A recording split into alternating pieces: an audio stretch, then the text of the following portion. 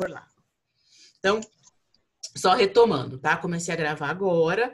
Se cair o link, eu vou ter o controle aqui, eu aviso, a gente, qualquer coisa, gera outro, só para eu terminar esse conteúdo. O que eu fiz? Levantando este material para vocês, para a gente fazer uma revisão hoje, para auxiliar vocês a responder a atividade e não deixar isso para depois. Eu consegui descobrir, levantei 2 apostilas que têm a ver com os nossos assuntos que eu já preparei em outras situações do passado, tá? Uma é de cálculo trabalhista, até porque essa semana, eu não me lembro exatamente qual foi a pessoa, mas algum de vocês, foi a Sara ou foi a Beatriz, ou nenhuma de vocês duas? Eu não me lembro agora, desculpe, me perdoa, mas me perguntaram especificamente, nenhuma de vocês duas. Perguntaram especificamente sobre o cálculo de hora extra, que eu falei um pouco na semana passada. Há um tempo atrás, eu fiz um curso online sobre cálculo trabalhista, mas não de acordo com o contador, mas sim de acordo com a perspectiva da legislação. Porque o cálculo em si, né, esses descansos semanais remunerados, a hora extra, os sistemas de RH, vocês devem conhecer isso também, ou se não conhecem, vão conhecer, porque vão trabalhar com isso, né, em algum momento. O sistema já está preparado para fazer esses cálculos. Então, assim, claro, você tem que ter uma checagem nas folhas de pagamento, mas é o sistema que calcula, porque são números que, assim, uma tabelinha de Excel faz, a gente sabe fazer. É o que eu sei, já brinquei isso com vocês. Eu sei fazer, eu sei a lógica do cálculo, porque eu sei o que a legislação determina, tá? Então, essa apostila trabalhista, de cálculo trabalhista, eu realizei nessa perspectiva. Então, assim, a gente tem que saber qual é o contrato de trabalho, a partir do modelo do contrato de trabalho, se é por prazo determinado, se é por prazo indeterminado, o que está previsto na convenção coletiva em relação à hora extra, por exemplo. Então, depende muito disso para fazer o cálculo, tá? Da hora extra, dos descansos semanais remunerados, mas é uma apostila que está simples, tá? Que fala do adicional da hora de trabalho noturna. Ela está simples, mas ela é uma introdução justamente para vocês que trabalharão com gestão de pessoas, e pode ser que eventualmente vocês venham a trabalhar com folha de pagamento, tá? Ela não está atualizada, então eu preciso fazer essa ressalva. Ela foi feita em 2012, olha, nem eu lembrava que fazia tanto tempo assim. Ela não está atualizada porque não tem nada novo ali. Então, assim, na verdade, ela deveria estar atualizada, acrescentando os contratos de trabalho intermitente, o contrato de trabalho do jovem aprendiz.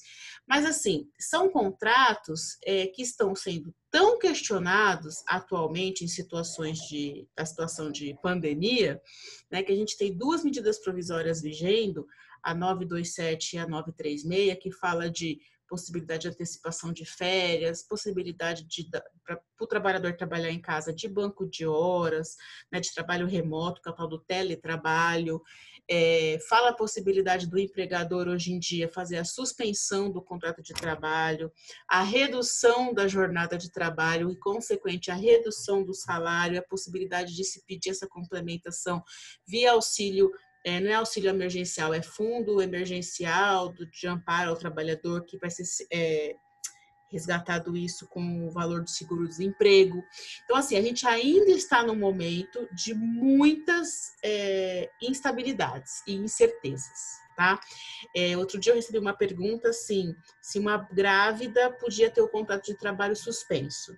Aí eu falei assim, olha, a princípio não há nada que impeça, a medida provisória que está vigente não fala, não, isso é uma exceção, as pessoas que têm estabilidade no emprego provisória, que é o caso da grávida, elas podem passar pelos efeitos da MP 936. Só que o judiciário ainda não tem posição sobre isso, então, assim, caso o empregador tome essa decisão de suspender o contrato de trabalho dela por 2 meses e ela questione lá na frente o judiciário, pode ser que o judiciário entenda diferente. Então, assim, não há, é aquilo, né? A lei existe para ser cumprida, mas nem todos cumprem a lei. Justamente porque não cumprem a lei é que você se socorre do poder judiciário para questionar a postura no nosso caso, do empregador, tá? Então, eu achei por bem colocar, antes da gente fazer a revisão, estou só explicando, tá? Colocar esse material de cálculo trabalhista com toda a ressalva do mundo em relação às atualizações, mas eu estou disposta a cada um de vocês que tiver dúvida fazer questionamento para mim. A gente vai ficar até o final do semestre, muito possivelmente tendo aulas dessa maneira. Eu não sei ainda o que se resolve, mas assim, eu vejo pela escola da minha filha que, e a gente está vendo pelas decisões do governador, por exemplo, assim, que a retomada, a escola e a academia de ginástica me parece que será a última a ter o programa, né, de reabertura. Então, assim, realmente, porque escola é o que mais aglomera pessoas, né? Estão estudando formas, por exemplo, assim, de alternar os anos. Então, pode ser que isso aconteça com a gente na faculdade. De repente, lá em junho, eles alternam. Então, assim, vai ter aula presencial do mês, uma semana, os primeiros anos. Num dia, depois no outro dia, para diminuir o quê? O fluxo de pessoas. Então, a gente não sabe o que vai acontecer, tá? Mas eu acho que é importante vocês terem esses referenciais, porque, assim, eu falei bastante em aula sobre isso, e eu falei na aula passada bastante sobre essa questão de remuneração, de jornada de trabalho, e a gente acabou tendo pouco referencial teórico, né? Embora eu tenha passado algumas coisas, mas pouco referencial teórico. Então, eu mandei essa apostilinha, que está lá no material da aula de hoje. Além disso, eu também coloquei uma outra apostilinha de um curso que eu dei antes desse, de cálculos, sobre essa questão da teoria geral do Estado, que foi que eu trabalhei com vocês nas nossas primeiras aulas, inclusive quando a gente estava presencial. Tá? Que é essa questão assim de noções de poder executivo, poder legislativo, poder judiciário, que ajuda a gente a compreender, né? E questão assim, o prefeito, o governador, o presidente, o deputado estadual, que a gente tem que ter essa noção do estado que a gente vive, até para entender as decisões que são tomadas, né? Porque quem está acompanhando o noticiário hoje é o que nós vamos começar a conversar aqui, que vai ajudar vocês a responder às atividades, tá? Então, eu coloquei uma apostilinha, eu adorei fazer aquele trabalho, acho que até deve ter foto, eu acho que eu tirei foto, inclusive, para fazer a atividade de vocês, tá? Então, assim, é meio que uma dica e é uma coisa para vocês terem, porque eu senti a falta de vocês terem um referencial teórico melhor sobre isso, porque eu só ficava falando na aula e você, não sei se eu entendi muito bem e tal. A senhora explicou, mas, assim, uma leitura sempre é importante e é sempre boa que nessa apostila tem todas as referências bibliográficas, tá? Então, foi o que eu consegui organizar, além das telas de hoje, para a gente fazer essa suposta revisão, para vocês entregarem o trabalho a tempo, tá? Então, professora, olha só. Pois não, pode falar. Aquela avaliação que você fez, eu já te enviei. Essa que você então está fazendo agora é só uma atividade complementar só? Não, a avaliação que o que nós vamos fazer... Você já adiantou tudo, André? Então...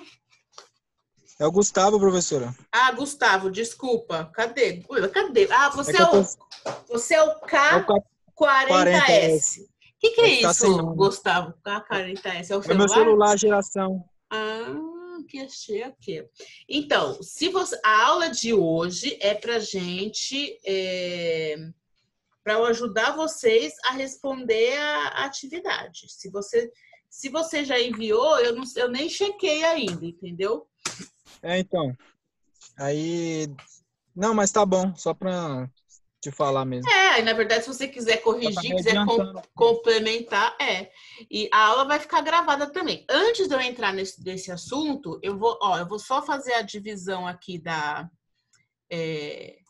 antes de entrar nisso daqui, eu vou mostrar para vocês essa parte aqui, ó. Isso daqui, esse slide aqui, é o que ficou faltando.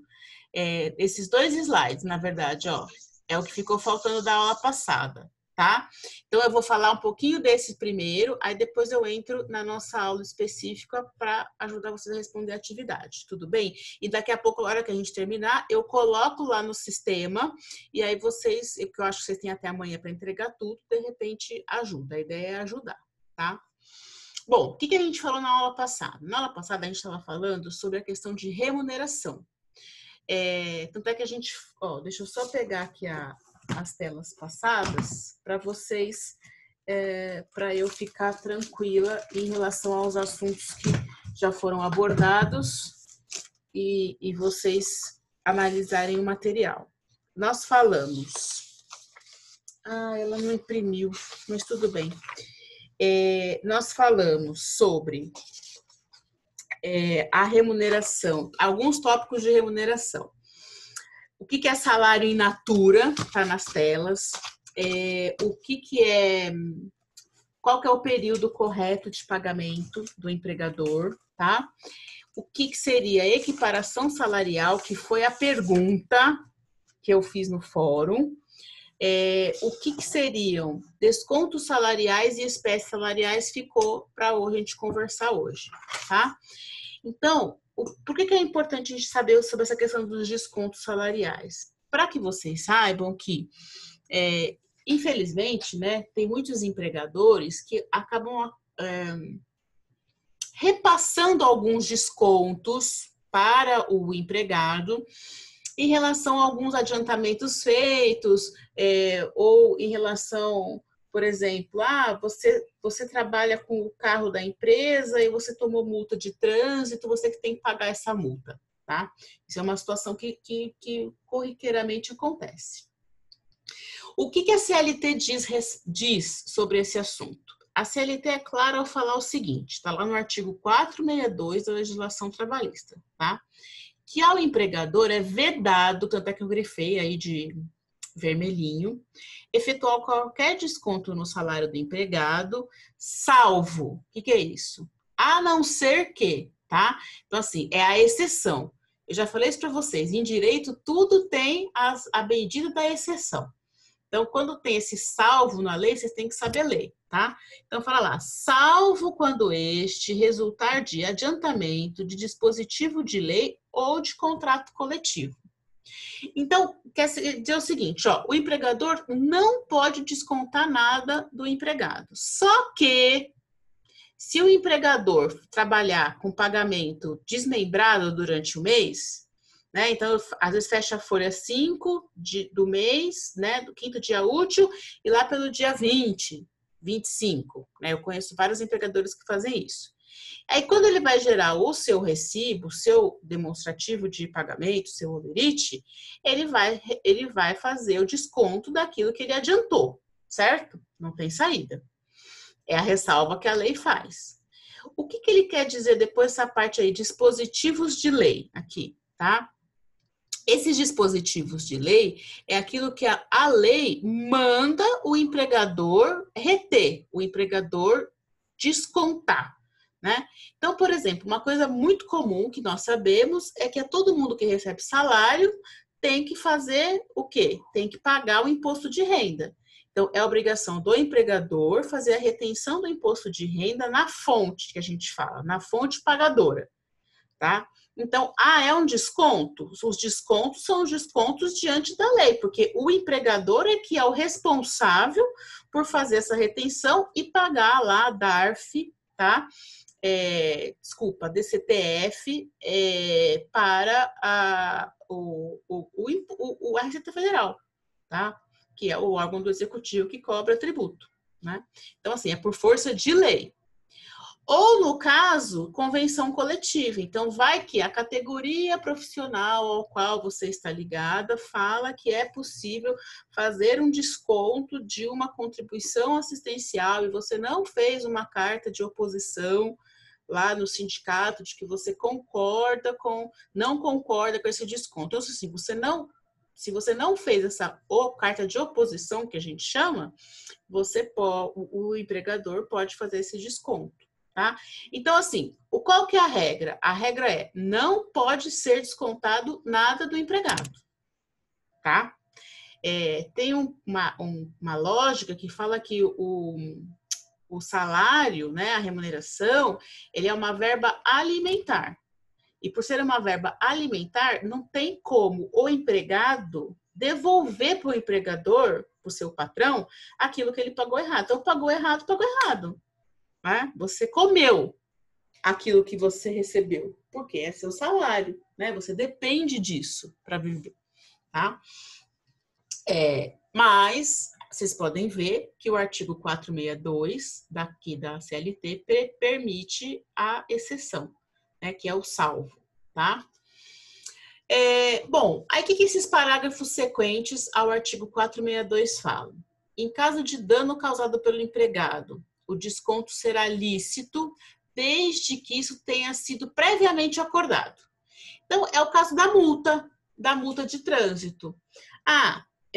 Você quer que eu dirija o carro? Quero que você dirija o carro. Eu preciso que você vá lá fazer essa entrega, ou que você vá lá buscar tal pessoa, porque é importante e tal. Tá, então, qual que são as regras de utilização do carro da empresa? Né?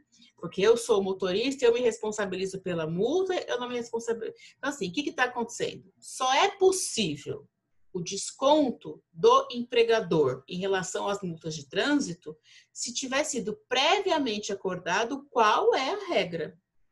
Preferencialmente, né? Vamos lá, uma empresa que trabalha com sistema de transporte, transportadora, onde o motorista do caminhão é o empregado da empresa e quem é o dono do caminhão é a empresa, eu entendo que isso deveria estar pré-acordado, estabelecido no contrato de trabalho dele, porque ele é contratado para dirigir o caminhão. Agora, em muitos casos, a gente sabe que isso não está pré-acordado, tá? Nesses casos onde não está pré-acordado, é que a gente entende que não é possível esse desconto. Né?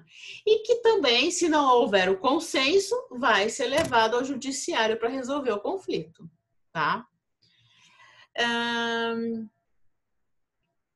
Esse parágrafo 2º a gente nem precisa comentar, porque eu acho que é muito antigo, na verdade, da própria CLT, né? Fala de armazéns, enfim. E aí, o interessante, a gente pode pensar nesse parágrafo 4º aqui. Olha só. Observado o disposto neste capítulo, é vedado às empresas limitar, por qualquer forma, a liberdade dos empregados a dispor do seu salário. Então, é aquilo que a gente já tinha comentado na aula passada. O empregador, ele não pode, por exemplo, remunerar o empregado com produtos, né? Então, eu dei o exemplo lá da Souza Cruz. A Souza Cruz não pode pagar o seu empregado com um maço de cigarro, por mais que tenha valor o maço de cigarro. A Ambev não pode remunerar o seu empregado com um pacote de cerveja, por mais que tenha valor no mercado, né? E a empresa também não pode limitar o empregado a receber, né, o seu salário, ou falar assim, olha, você vai receber e 50% do que você receber, você tem que gastar pagando a sua dívida, o seu consignado, tá? Que aí, assim, quem faz o consignado é o empregador, o empregado, na instituição financeira. Né? Claro que existe uma segurança desses empréstimos consignados enquanto perdura o vínculo de emprego, né? Mas o empregador não pode conduzir, na verdade, o que o empregado faz em relação ao seu salário, porque a remuneração que ele recebe é em função do que ele vendeu de trabalho, tá? De mão de obra, enfim, de prestação de serviço, tá? E aí, gente, para finalizar essa primeira parte, que depois eu vou ver exatamente quanto que tempo deu, qualquer coisa eu gero um outro link, eu quero falar sobre esse 463, tá? De espécies salariais, que isso está na lei. Então, quando eu falei que a Ambev não pode pagar em bebida, a Souza Cruz não pode pagar em cigarro, tá? Quando fala, esse artigo 463 da CLT, fala aqui, ó, a prestação em espécie do salário será paga em moeda corrente do país. né? Então, assim, você não pode receber em dólar, você não pode receber em euro, você, para ser caracterizado salário, tem que ser um recebimento específico em real, tá? Pessoal, eu vou... o que vocês acham melhor? Desapareceram aqui, deixa eu voltar. Eu vou parar de... Peraí, não é gravar. Eu vou parar de dividir a tela. Vamos voltar aqui. Vocês todos desapareceram. Ninguém quer aparecer, é isso? Querem deixar O só meu tá sem gravadinho? foto por enquanto. Ah, tá. É porque eu instalei agora de novo, aí ficou estranho. Ah, mas você conseguiu ouvir, né? Não, sim. Então, tá bom. Os outros aqui, a Beatriz está aí, tá ouvindo ou não? Rayane tá ouvindo? Tá ouvindo? Rayane ouvindo? André ouvindo? Pedro? Bom, eu vou dar sequência. A hora que aparecer aqui para mim, que eu tenho 10 minutos, enfim, eu aviso. Vou continuar gravando e aí a gente vai entrar. Isso aqui é uma parte que eu fiquei devendo da aula passada. E que a gente vai entrar hoje? Na proposta que eu fiz com vocês. Vamos fazer assim. Eu vou dividir a tela de novo. Peraí, aqui. E eu vou entrar na revisão, digamos assim, tá? Bom, a nossa atividade, são poucos exercícios, são, na verdade, 4 exercícios muito tranquilos de fazer. Só tem um textinho que exige que vocês leiam, que é importante, que a leitura detalhada dele ajuda vocês a responder a primeira questão, tá? O que eu acho importante? Eu tenho 10 minutos, ó. Eu vou falar em 10 minutos de maneira geral, e aí depois eu vou ficar no WhatsApp com vocês para tirar dúvidas, se for o caso. Ou se vocês aqui me demandarem, eu falo mais com vocês, tá? Eu estou controlando aqui os 10 minutos, agora são 9, não são mais 10. É o seguinte, então, a gente tem 4 atividades aqui, 4 coisinhas para responder e entregar para vocês terem o máximo de ponto, tá? O que eu preciso que vocês entendam? Que a primeira parte, o número 1 da atividade, vocês têm que ler o texto que está anexado em seguida, tá? Que fala sobre o federalismo brasileiro. O que é federalismo brasileiro? O próprio texto, ele inicia falando, olha, o federalismo é a denominação feita a relação entre as diversas unidades da federação, tanto entre si quanto o governo federal.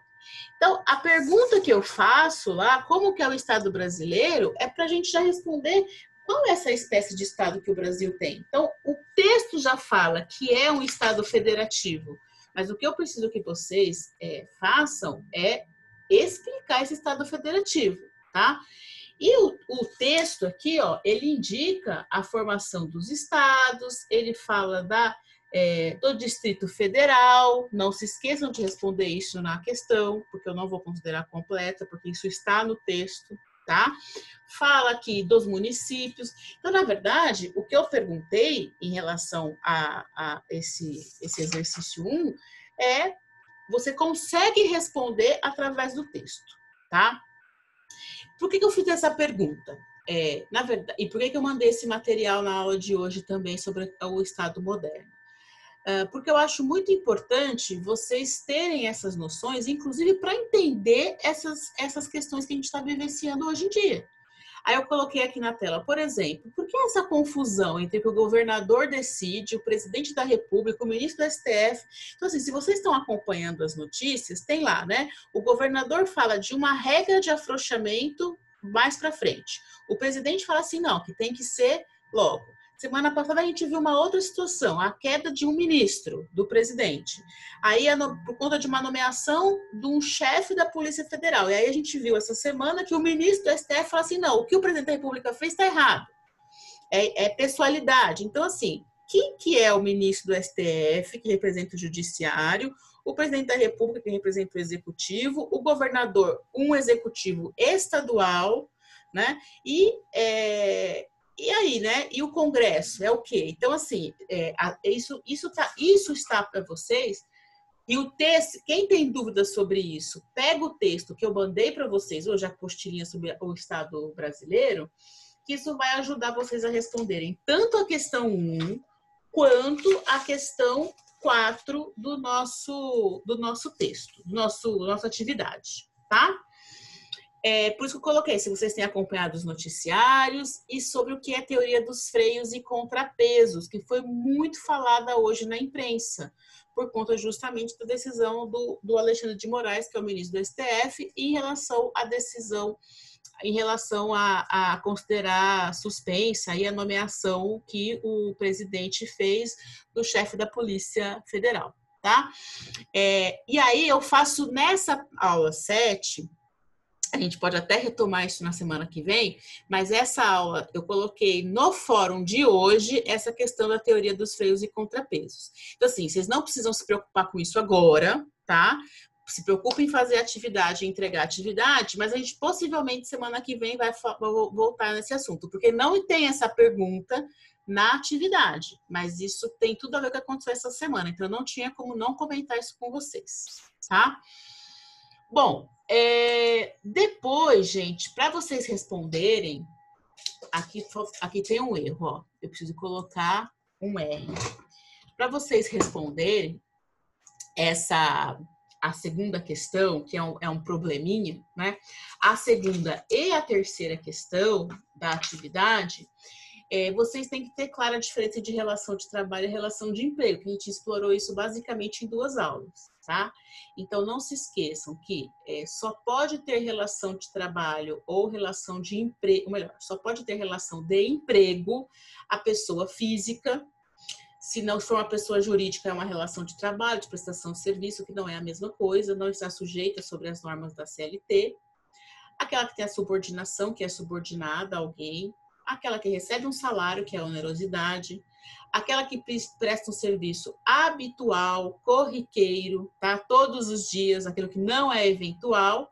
E aquele que não assume o risco da atividade econômica, porque quem assume o risco da atividade econômica é o empregador e não o empregado. Não dá para você dividir com o empregado o risco do seu negócio, certo? O seu empregado você tem que o quê? Remunerar. O risco do negócio, tanto para perdas quanto para ganhos, é do empregador, tá? Então, isso vai ajudar vocês. Essa telinha 4 e essa telinha 6, ó, vai ajudar bastante vocês a responder tanto a questão da 2 da atividade, quanto a questão 3 da atividade, tá? Por que eu pus essa tela 6 aqui? Eu pus essa tela 6 justamente porque a pergunta, uma das perguntas aqui da atividade, ela está questionando exatamente a diferença entre o trabalhador doméstico e o trabalhador empregado via CLT. Tá? Então, olha assim, não se esqueçam que o empregado que é via CLT, ele presta serviço também, o doméstico, ele presta serviço de forma contínua, de forma subordinada, de forma onerosa, de forma pessoal, só que é sempre a uma pessoa ou uma família, não é uma empresa que tem uma atividade lucrativa. Então, a diferença é aqui, ó, a finalidade lucrativa ou a não finalidade lucrativa ou a família, tá? Entre o empregador doméstico, o trabalhador doméstico, desculpa, e o trabalhador que é empregado registrado via CLT, tá? Então, é isso que eu tô perguntando aqui para vocês. E, para finalizar, exatamente nos 2 minutos, né? Que termina aqui pela reunião aqui do Zoom, fala sobre, pus aqui na tela o conceito de empregado, tá? Então, o empregado, isso é o conceito da CLT. Deixa eu até colocar aqui para vocês. Conceito da CLT. Como eu estou fazendo essas telas agora, arrumando agora, não vai aparecer lá no fórum, mas como eu vou postar essa aula lá, de repente vai... Opa, CLT, tá? E o outro é o doméstico, tá? Então, isso aqui está no artigo 3º da CLT. Quem que é empregado? Toda pessoa física que presta serviço de natureza não eventual ao empregador. Esse empregador não pode ser pessoa física ou família que não tenha, sem atividade lucrativa, porque senão vai ser um empregado doméstico. Deu para entender? Eu acho que é bem simples, isso ajuda vocês a responder todas as questões agora. Professora. Diga. Então, o doméstico seria o que presta serviço a uma família e não a uma empresa. Perfeito, perfeito, Pedro, é isso mesmo. O Pedro que perguntou, não é isso? Isso. Tá. Então, assim, olha, eu posso gerar outro link para vocês perguntarem. A gente tem 1 minuto, né? Aí vocês têm 1 minuto aqui. Deixa eu voltar. Vocês me pontuam aí, se vocês acham que tá bom isso, que deu para fazer uma boa revisão, porque eu acho que seria legal vocês usarem o tempo de vocês exatamente para fazer, né, a atividade, porque a gente trabalha muito mais quando está em casa, né? Então vocês devem ter muitas coisas para fazer.